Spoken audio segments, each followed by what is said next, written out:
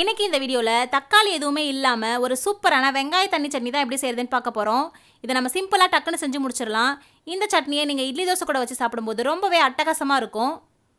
இந்த சட்னி பேருக்கு ஏற்ற மாதிரி கொஞ்சம் தண்ணியாக இருக்கும்போது தான் ரொம்பவே டேஸ்டியாக இருக்கும். இந்த சட்னியை ஒரு தடவை நீங்கள் செஞ்சு சாப்பிட்டு பாருங்கள். அதுக்கப்புறம் வேறு எந்த சட்னியுமே செய்ய மாட்டீங்க. இந்த சட்னி தான் நீங்கள் அடிக்கடி செஞ்சு சாப்பிடுவீங்க. உங்கள் வீட்டில் இருக்கிற எல்லாருக்குமே இந்த சட்னி ரொம்பவே பிடிக்கும். இப்போ வாங்க இந்த சட்னி எப்படி பண்ணுறதுன்னு பார்க்கலாம். இந்த வெங்காய தண்ணி சட்னி பண்ணுறதுக்கு நான் இங்கே மீடியம் சைஸில் 5-6 பெரிய வெங்காயத்தை எடுத்து வச்சுருக்கேன். இது கூடவே 2 டேபிள் ஸ்பூன் வறுத்த வேர்க்கடலை, 2 டேபிள் ஸ்பூன் பொட்டுக்கடலை எடுத்து வச்சுருக்கேன். இதுக்கப்புறம் 2 கொத்து கருவேப்பிலை மல்லி எடுத்து வச்சுருக்கேன். ஒரு சின்ன நெல்லிக்காய் சைஸ் அளவு புளி எடுத்து வச்சுருக்கேன். இது ஆப்ஷனல் தான், உங்களுக்கு புளி சேர்க்க விருப்பம்னா நீங்கள் சேர்க்க வேண்டாம். இதுக்கப்புறம் 5-6 பல்லு பூண்டு, காரத்துக்கு ஏற்ற மாதிரி 4 காஞ்ச மிளகாய் எடுத்து வச்சுருக்கேன். 1 டீஸ்பூன் காஷ்மீரி மிளகாய் தூள் எடுத்து வச்சுருக்கேன். காஷ்மீரி மிளகாய் தூள் ஆப்ஷனல் தான், உங்களுக்கு விருப்பம் இல்லைனா நீங்கள் சேர்க்க வேண்டாம். ஆனால் காஷ்மீரி மிளகாய் தூள் சேர்க்கும் போது சட்னி ரொம்பவே கலர்ஃபுல்லாக இருக்கும். இப்போ சட்னி செய்ய ஸ்டார்ட் பண்ணிடலாம். அதுக்கு ஸ்டவ் ஆன் பண்ணி இந்த மாதிரி ஒரு கடாயை வச்சுக்கோங்க. இதில் 2 ஸ்பூன் ஆயில் சேர்த்துக்கோங்க. இந்த ஆயில் சூடானதுக்கு அப்புறமா இதில் நாம் எடுத்து வச்சிருந்த வெங்காயம் பூண்டை தோல் உரிச்சு கட் பண்ணிவிட்டு இந்த மாதிரி சேர்த்துக்கோங்க. கூடவே நம்ம எடுத்து வச்சிருந்த காஞ்ச மிளகாயையும் கிள்ளிட்டு இதில் சேர்த்துக்கோங்க. காஞ்ச மிளகாயை இந்த மாதிரி கிள்ளி சேர்த்து வதக்கி எடுத்துக்கோங்க. அப்போ தான் நம்ம சட்னி அரைக்கும் போது மிளகாய் சீக்கிரம் அரைப்பட்டு வந்துடும். இப்போ இதை நல்லா வதக்கி விட்டுக்கோங்க. இப்போ இது கூடவே நாம் எடுத்து வச்சிருந்த சின்ன நெல்லிக்காய் சைஸ் அளவு புளியையும் சேர்த்துட்டு நல்லா வதக்கிக்கோங்க.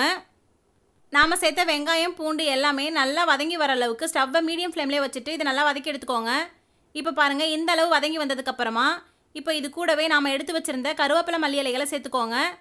இந்த மாதிரி கருவேப்பிலை மல்லி இலைகளை சேர்த்துட்டு நம்ம சட்னி அரைக்கும் போது சட்னி ரொம்பவே சுவையாக இருக்கும்.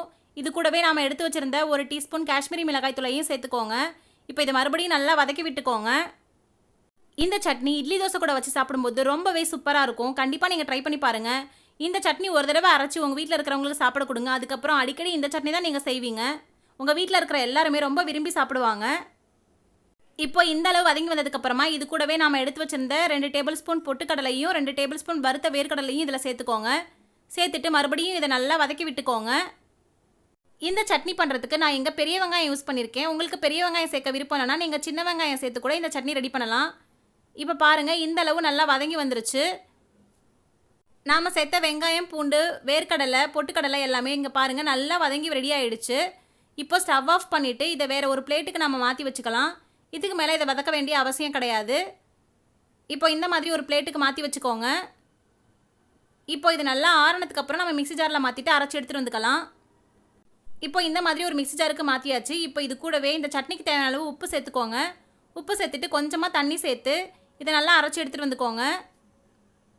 இந்த சட்னியை ரொம்ப நைஸாகவும் இல்லாமல் கொரகொரப்பாகவும் இல்லாமல் இந்த மாதிரி அரைச்சி எடுத்துகிட்டு வந்துக்கோங்க. அப்போ தான் இந்த சட்னி ரொம்பவே டேஸ்ட்டாக இருக்கும். இந்த சட்னி கொஞ்சம் தண்ணியாக இருந்தால் தான் நல்லாயிருக்கும். அதனால் உங்களுக்கு தேவையான அளவு நிறையவே தண்ணி சேர்த்துக்கோங்க. சேர்த்துட்டு இந்த மாதிரி கரைச்சி வச்சுக்கோங்க. இப்போ பாருங்கள், இந்த கன்சிஸ்டன்சியில் இருக்கும்போது தான் இந்த சட்னி ரொம்பவே டேஸ்டியாக இருக்கும். இப்போ இந்த சட்னிக்கு நம்ம ஒரு தாளிப்பு கொடுத்துக்கலாம். அதுக்கு ஸ்டவ் ஆன் பண்ணி இந்த மாதிரி ஒரு தாளிப்பு கரண்டி வச்சுக்கோங்க.